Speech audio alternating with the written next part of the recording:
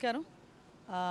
విషయం ఈరోజు వ్యవసాయ శాఖ తరపున ప్రకృతి వ్యవసాయాన్ని ఈరోజు ఎంకరేజ్ చేసే విధంగా మన విజయవాడ కలెక్టర్ గారు ప్రత్యేకంగా ఇక్కడ ఇలాంటి అంటే విల్లాస్ దగ్గరికి కానీ డోర్ స్టెప్స్ దగ్గరికి ఆర్గానిక్ ఫార్మింగ్ని విత్ అకౌంటబిలిటీ అంటే ట్రేసబిలిటీతో సైతం అంటే ఫర్ ఎగ్జాంపుల్ ఆర్గానిక్ ఫార్మింగ్ వచ్చింది, అది నిజంగా ఆర్గానిక్ ఫార్మింగా కాదా అని చెప్పుకోవడానికి ఏ రైతు నుంచి అయితే పండించారో ఆ ట్రేసబిలిటీని కూడా ఒకసారి తీసుకురామ్మా. ట్రేసబిలిటీని కూడా ఒకసారి మనకు చూపిస్తూ ఒక అకౌంటబిలిటీని క్రియేట్ చేయడం నిజంగా ఇది చాలా ఒక మంచి పరిణామం. ఎందుకంటే ఈ రోజుల్లోనే మ్యాక్సిమమ్ రైతుల దగ్గర నుంచి ఫర్ ఎగ్జాంపుల్ ఇది కూడా ట్రేసబిలిటీ, ఇది కనుక క్యూఆర్ కోడ్ని మనం కనుక స్కాన్ చేయగలిగితే ఇది ఏ రైతు పండించాడో ఆ రైతు యూజ్ చేసిన నేచురల్ ఫార్మింగ్లో యూజ్ చేసినవన్నీ కూడా మనం చూసే పరిస్థితి కూడా కనిపిస్తుంది. ఇలాంటివన్నింటినీ కూడా ఈరోజు డోర్ స్టెప్స్ దగ్గరికి పంపించి ప్రకృతి వ్యవసాయాన్ని ఎంకరేజ్ చేయాలనే ఉద్దేశంతో గౌరవ ముఖ్యమంత్రి గారి ఆదేశాల మేరకు ఈరోజు ముందుకు రావడం జరిగింది. ఈరోజు చాలామంది రైతులు ఇంతకుముందు మనం టార్గెట్ తక్కువ ఉన్న ఇప్పుడు టార్గెట్ చాలా ఎక్కువ పెట్టుకుని దగ్గర దగ్గర 11 లక్షల హెక్టార్లలోని రైతులందరినీ కూడా మోటివేట్ చేసి వాళ్ళందరినీ కూడా కూరగాయలు పండించడం అని కానీ వాళ్ళు వరి పండించడం అని కానీ ఇవన్నీ కూడా నేచురల్ ఫార్మింగ్లోకి తీసుకొచ్చే పరిస్థితి కూడా కనిపిస్తూ ఉంది.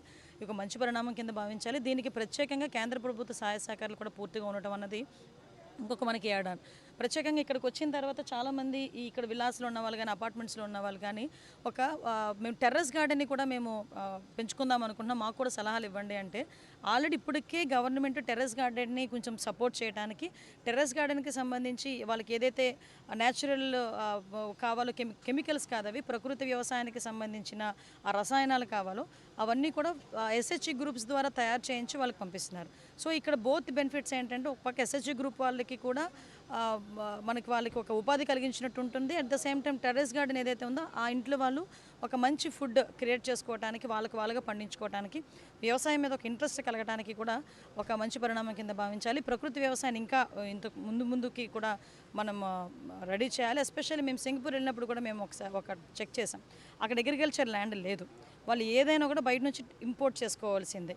వాళ్ళు ఇంపోర్ట్ చేసుకుంటేనే కానీ వాళ్ళు ఫుడ్ పాలు ప్యాకెట్ ఎవ్రీథింగ్ వాళ్ళు అక్కడ నుంచి ఇంపోర్ట్ చేసుకోవాలి. కానీ వాళ్ళు కూడా ఈరోజు టెర్రస్ గార్డెన్ని ఎంకరేజ్ చేసుకుని 30% ఆఫ్ కల్టివేషన్ వాళ్ళు టెర్రస్ గార్డెన్ త్రూ చేస్తున్నారంటే ఎంతవరకు వాళ్ళు ఇన్నోవేటివ్గా ఆలోచిస్తున్నారో మనం కూడా ఆలోచించుకోవచ్చు. ఈరోజు మనకి రిసోర్సెస్ ఉన్నాయి, వాటర్ ఉంది, భూమి ఉంది, అన్నీ ఉన్నాయి. సో మనం కూడా ఈ నేచురల్ ఫార్మింగ్ని మనం ఎంకరేజ్ చేసుకోవాలి. అట్ ద సేమ్ టైం నిన్న కూడా మనం ముఖ్యమంత్రి గారికి మేము చెప్పినప్పుడు కూడా చెప్పాం, ఏదైతే మనకి స్ట్రీట్ ఫుడ్స్ మనకి ఉంటాయి మనం ఎంకరేజ్ చేస్తాం. ఫర్ ఎగ్జాంపుల్ విజయవాడలోనే నైట్ 9 అయ్యేసరికి నైట్ ఫుడ్ పెడతాం. ఆ నైట్ ఫుడ్లో కూడా ఈ నేచురల్ ఫార్మ్తో తయారు చేసిన ఉత్పత్తుల్ని కనుక మనం ప్రొజెక్ట్ చేయగలిగితే ఒక 50% చాలామంది ముందుకు వస్తారు. నేచురల్ ఫార్మింగ్కి సంబంధించి రైతులు కూడా మనం ఒక భరోసాని ఇచ్చిన వాళ్ళం అవుతాం. ఆ దిశగా కూడా గవర్నమెంట్ పనిచేస్తుంది.